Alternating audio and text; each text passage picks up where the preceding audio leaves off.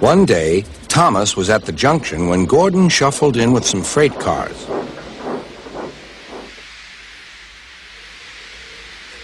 "Phew," remarked Thomas. "What a funny smell." "Can you smell a smell?" "I can't smell a smell," said Annie. "A funny, musty sort of smell," said Thomas. "No one noticed it till you did," grunted Gordon. "It must be yours." Not long ago, he had fallen into a dirty ditch. Thomas enjoyed teasing him about it. "Annie, Clarabelle, do you know what I think it is? It's ditch water."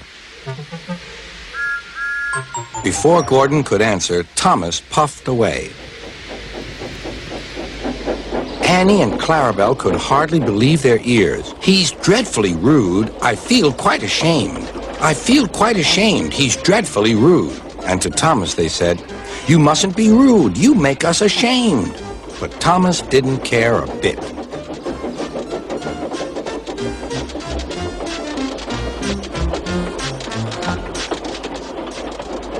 "That was funny. That was funny," he chuckled. He felt very pleased with himself. Annie and Clarabelle were deeply shocked. They had great respect for Gordon, the big engine.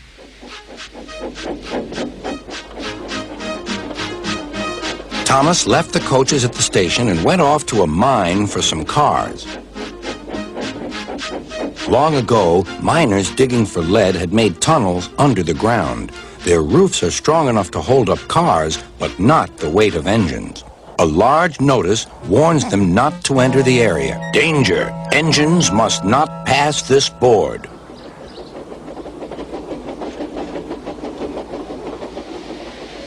Silly old board, thought Thomas.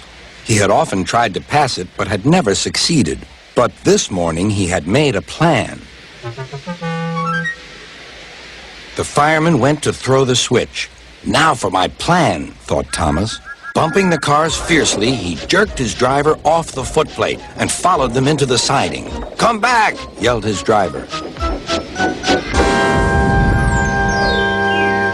"Fire and smoke," said Thomas. "I'm sunk." And he was.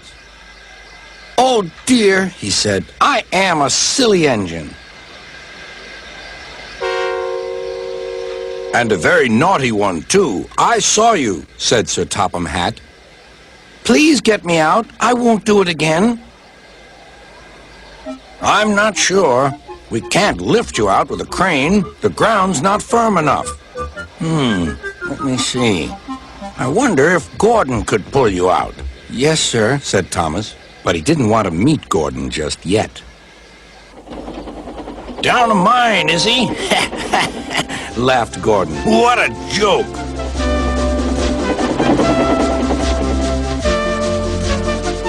Whoop, whoop, little Thomas. We'll have you out in a couple of puffs.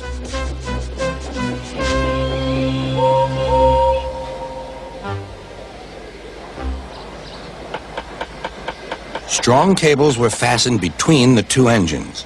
"Are you ready? Heave!"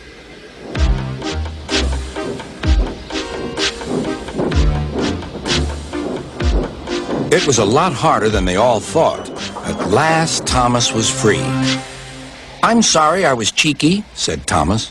"That's all right, Thomas. You made me laugh," replied Gordon. "I'm in disgrace." "So am I," said Thomas.